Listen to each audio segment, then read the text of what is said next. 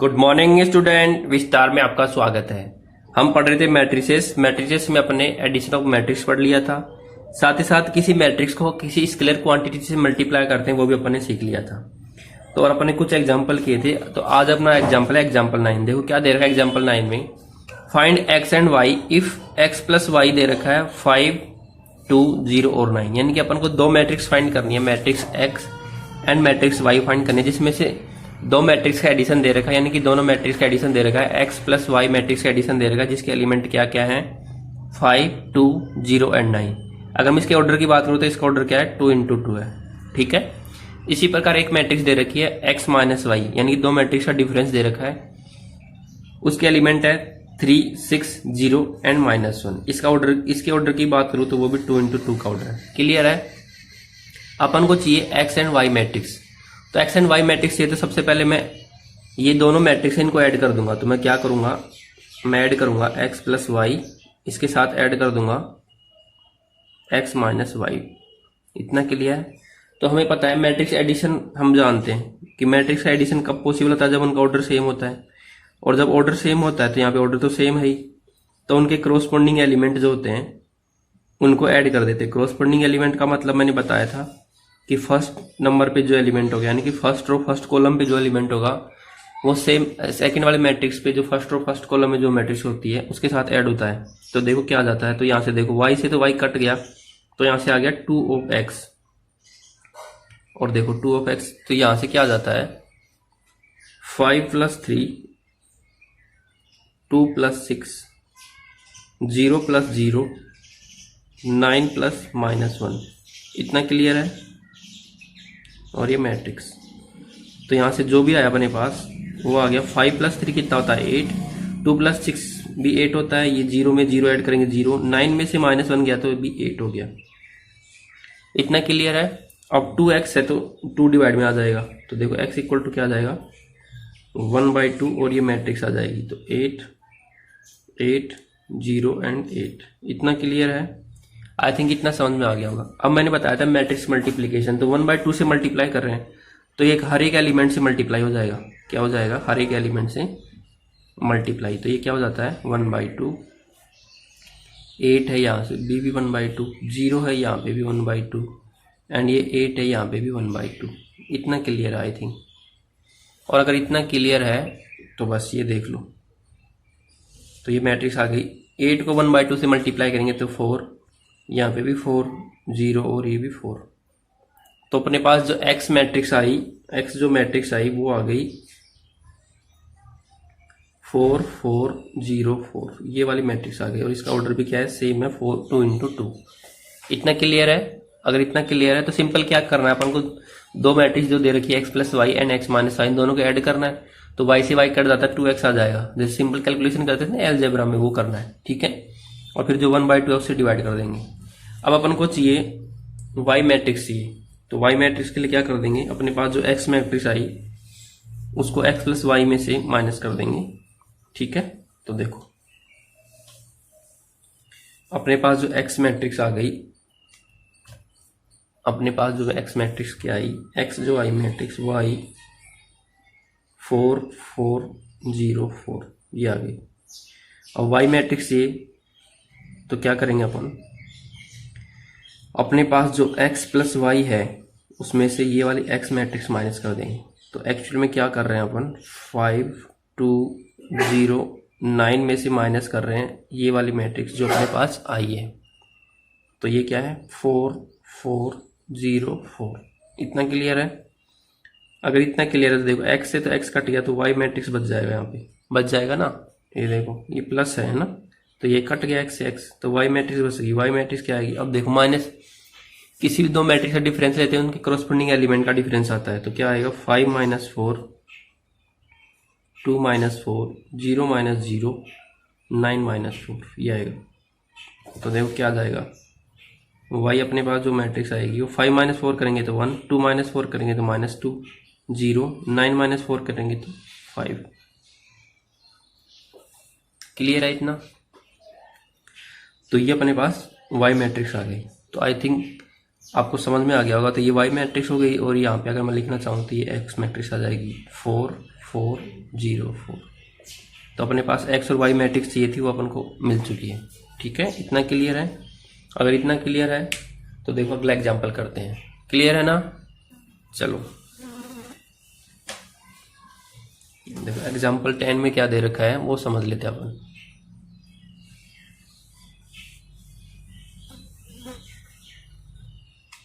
Example 10 दे रखा है,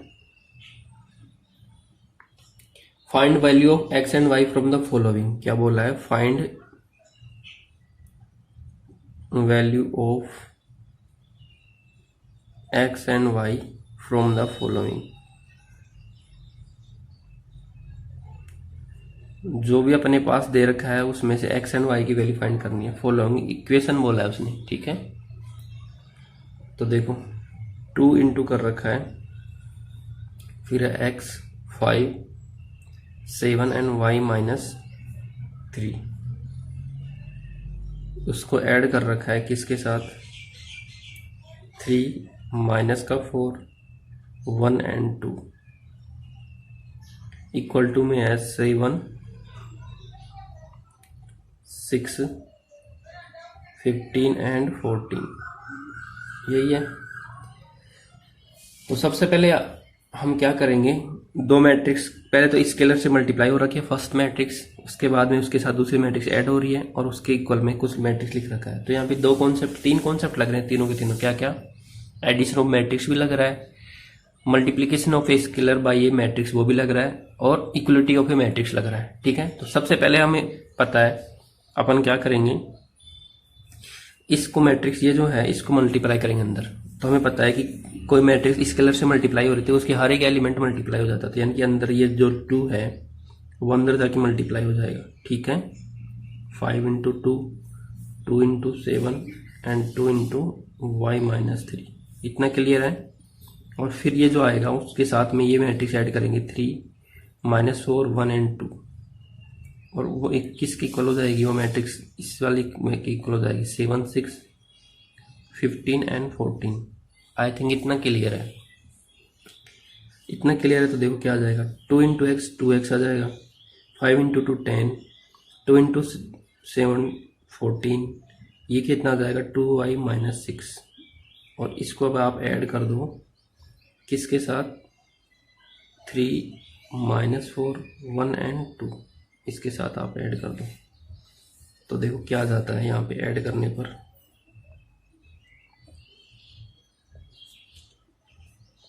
करस्पॉन्डिंग एलिमेंट ऐड हो जाएंगे। तो देखो 2x को 3 के साथ ऐड करेंगे तो ये हो जाएगा 2x प्लस का 3, 10 को -4 के साथ ऐड करेंगे तो 10 -4 आ जाएगा, 14 को 1 के साथ ऐड करेंगे और 2y -6 को +2 कर देंगे, और ये इक्वल है 7 6 15 एंड 14 के इक्वल है। क्लियर है? अब देखो आगे, अगर इतना क्लियर है तो देखो मुझे इसको मिटाना पड़ेगा। तो अब क्या आ जाएगा अपने पास,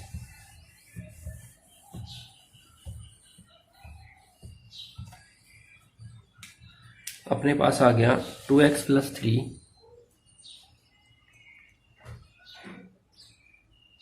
2x प्लस 3 10 -4 कितना आ जाएगा 6, 14 प्लस 1 15, और ये आ जाएगा 2y -6 प्लस का 2 माइनस का 4। ये एक मैट्रिक्स बन गई। ऑर्डर क्या है इसका? 2 इंटू 2 ऑर्डर है, और ये इसके इक्वल में दे रखी है एक मैट्रिक्स 7 6 15 एंड 14। क्लियर है? अब अगर आपको पता है या अपन पढ़ चुके हैं, इक्वलिटी ऑफ मैट्रिक्स पढ़ रहे हैं कि दो मैट्रिक्स कब इक्वल होती है? जब उनके करस्पॉन्डिंग एलिमेंट भी क्या होते हैं? इक्वल, और उनका ऑर्डर भी क्या होता है? सेम। तो यानी करस्पॉन्डिंग एलिमेंट आपस में इक्वल हो जाएंगे। 2x प्लस 3 इक्वल हो जाएगा 7 के इक्वल। इतना क्लियर है? और देखो यहाँ पे 15 इसके 15 के इक्वल है और 6 6 के इक्वल है। तो ये वाला जो एलिमेंट है कौन सा वाला? तो अगर इसको बाद में लिख लेंगे, पहले अगर मैं यहाँ से सोल्व करना चाहूँ तो क्या आ जाएगा? 2x इक्वल टू आ जाएगा 7 -3, 7 -3 करेंगे तो 4 आ जाएगा। तो 2x इक्वल टू आ जाएगा 4, और यहाँ से x की वैल्यू फाइंड करते हैं तो 4/2, तो यहाँ से आ जाता है 2। आई थिंक इतना समझ में आ गया होगा। क्लियर है ना? आगे इसी प्रकार इसको इसके इक्वल कर देते हैं, तो 2y माइनस का 4 इक्वल टू कर देते हैं अपन 14। तो 2y इक्वल टू 14 प्लस का 4, तो 2y इक्वल टू 14 + 4 18 आ जाएगा। तो y इक्वल टू आ जाता है 18/2 यानी कि आ जाएगा 9। तो हेंस यहाँ से क्या आ गया, x इक्वल टू 2 आ गया एंड y इक्वल टू 9 आ गया। क्लियर है क्या? आई थिंक इतना क्लियर होगा। क्या किया मैंने, सबसे पहले जो भी मल्टीप्लाई यानी कि बार तो दे रखा था उसको हर एक एलिमेंट से मल्टीप्लाई किया, फिर दोनों मैट्रिक्स थी उनको ऐड किया और उसके बाद जो भी रिजल्ट आया उसको इक्वल कर दिया दोनों मैट्रिक्स को, और इक्वल करने पर जो इक्वेशन बन गई वहाँ से मैंने इक्वेशन को सोल्व कर लिया। क्लियर है ना? अगर इतना क्लियर है तो देखो आगे चलते हैं। और एक एग्जाम्पल रह गया, एग्जाम्पल 11, तो उसको और सोल्व कर लेते हैं। उसके बाद में अपन पढ़ेंगे मल्टीप्लीकेशन ऑफ ए मैट्रिक्स। ठीक है, देखो क्या दे रखा है, मैं पढ़ के बता देता हूँ। वैसे आपके पास अगर एनसीईआरटी बुक होता है पढ़ लेना, उसके बाद में डायरेक्ट मैट्रिक्स लिखूँ। क्या कह रखा है, two farmer Ramkishan and Gurcharan Singh cultivate only 3 variety of rice, basmati, Permal and Naura. The sales in rupees of these variety of rice by both the farmer in month of September and October are given by the following matrix A and B. कि दे रखा है कि दो matrix दे रखी है ए और B, और दो ही पर्सन है। ठीक है, एक का नाम क्या है राम और एक का नाम क्या है, सॉरी एक का नाम है रामकिशन, दूसरे का नाम है गुरुचरण। वो ओनली 3 प्रकार की वेराइटी राइस जो है ना, अपना चावल जो होता है उसमें 3 प्रकार की वेराइटी बोते हैं, यानी कल्टीवेट का मतलब क्या है, उनको उत्पादन करते हैं। तो पहली है एक बासमती जिसको मैं बास लिख रहा हूँ, अगली है परमल जिसको मैं PER लिख रहा हूँ, और अगला है न्योरा। वो न्यूरा पत्ती वाली बात मत कर लेना आप। ठीक है, अब 3 प्रकार की कल्टीवेट करते हैं। अब क्या कर रहा है कि इनकी जो सेल्स होती है सितंबर और अक्टूबर मंथ में वो ए और बी मैट्रिक्स से बताई गई है, यानी कि सितंबर में जो हुई वो तो ए मैट्रिक्स से बता रहा है। बासमती, परमल और न्योरा जो उनकी वैरायटी है चावल की, उनकी जो सेल्स हुई पैसों के अंदर, उनको मैट्रिक्स सितंबर मंथ में जो सेल्स हुई उसको तो ए मैट्रिक्स से बता रहा है, और जो अक्टूबर मंथ में सेल हुई उसको बी में से बता रहा है। और ये वाला है वो किसके लिए, राम किशन के लिए है। और ये वाली जो रो आएगी ऐसे समझो, ये वाली रो, और ये जो आएगी वो गुरुचरण के लिए है, गुरुचरण। इतना क्लियर है? तो देखो बासमती सितंबर मंथ में कौन सा कितना प्रोडक्ट हुआ, 10,000 की सेल्स हुई, परमल की 20,000, और नोरा फतेह नहीं है यहाँ पे 30,000 की। ठीक है, अगला है 50,000, ये क्या है गुरुचरण के लिए, जो सितंबर मंथ में बासमती चावल की सेल्स हुई, ये 30,000 है, और ये है 10,000। इतना क्लियर है आई थिंक। इसी प्रकार अक्टूबर मंथ के लिए लिख लेते हैं यहाँ पे। अक्टूबर मंथ के लिए सेम वही है, बासमती, परमल और न्योरा। तो इसमें आई 500 रुपये की, 5,000 की, फिर 10,000 की, फिर 6,000 की। ठीक है, सेम ही है रामकिशन और गुरुचरण। इसमें 20,000, इसमें 10,000, और यहाँ दे रखा है 10,000। आई थिंक इतना आपको क्लियर हो गया। ठीक है, 2 प्रकार की वेराइटी, 3 प्रकार की वेराइटी है चावल की, बासमती, परमल, नोरा, और इनकी सितंबर अक्टूबर मंथ में जो सेल्स होती है उसको ए और बी से बताया। ए का मतलब है सितंबर मंथ, ये तो क्या है सितंबर, और ये क्या है अक्टूबर मंथ। ठीक है, और 2 पर्सन है रामकिशन और गुरुचरण। इतना क्लियर। अब पूछा है find the combined sales in September October for each farmer in each variety. क्या पूछा है कि कंबाइंड सेल बताओ सितंबर और अक्टूबर की मिला के कितनी कर रहे हैं। तो कंबाइंड सेल्स का मतलब हो गया कि दोनों को ऐड करवाना चाह रहे हैं, तो कंबाइंड सेल का मतलब हो गया A + B ऐड कर दो। तो देखो यहाँ से अगर मैं A + B ऐड करता हूँ तो मैं डायरेक्ट लिख रहा हूँ यहाँ पे आंसर। अगर आपको समझ में आया हो तो A मैट्रिक्स को B मैट्रिक्स से ऐड करेंगे। तो देखो इसका ऑर्डर क्या है 2 × 3 का है, इसका ऑर्डर भी क्या है 2 × 3। तो ऐड हो सकती हैं, बिल्कुल हो सकती हैं। फर्स्ट रो को फर्स्ट रो और फर्स्ट कॉलम पे जो एलिमेंट है उसको ऐड करेंगे तो 10,000 को 5,000 से ऐड करेंगे तो यहाँ पे आ जाता है 15,000। ठीक है, ये 20,000 और 10,000 30,000, ये 20,000 ये 10,000 30,000 हो जाएगा ना। इस प्रकार 30,000 और 6,000 37,000। ये तो हो गई टोटल सेल किसकी, रामकिशन की। रामकिशन की हो गई सितंबर और अक्टूबर मिला के सेल कितनी होगी, दोनों की मिला के। बासमती राइस की सेल तो हुई 15,000 की, परमल की 30,000 की, और नोरा की हुई 36,000 की। इसी प्रकार अब देखते हैं गुरुचरण की 20,000 और 50,000 70,000। 30 और 10 40,000, 10 और 10 20,000। ये हो गया अपने गुरुचरण की। गुरुचरण की कितनी हुई? बासमती की 70,000 की सेल्स, परमल की भी 40,000 की और न्योरा की भी 20,000 की। ठीक है, इतना क्लियर है। और ये अपना मैट्रिक्स बंद हो गया यहाँ पे, और इसका ऑर्डर भी क्या है 2x3 का है। इतना क्लियर है। तो कंबाइन सेल आ गई सितंबर और अक्टूबर की मिला के दोनों की। ये तो हो गई राम किशन की और ये हो गई गुरुचरण की, ये वाली। ठीक है, ये राम किशन की। क्लियर है ना? अब क्या पूछा है? Find the decrease in sales from September to October. सितंबर से अक्टूबर में सेल्स की डिक्रीज पूछा है, तो क्या करना है अपन को? माइनस करना है कुल मिला के, कितना कितना डिक्रीमेंट आया। सितंबर से अक्टूबर में डिक्रीमेंट पूछ रहा है, तो देखो अब अपन को क्या करना है? डिक्रीमेंट करना है,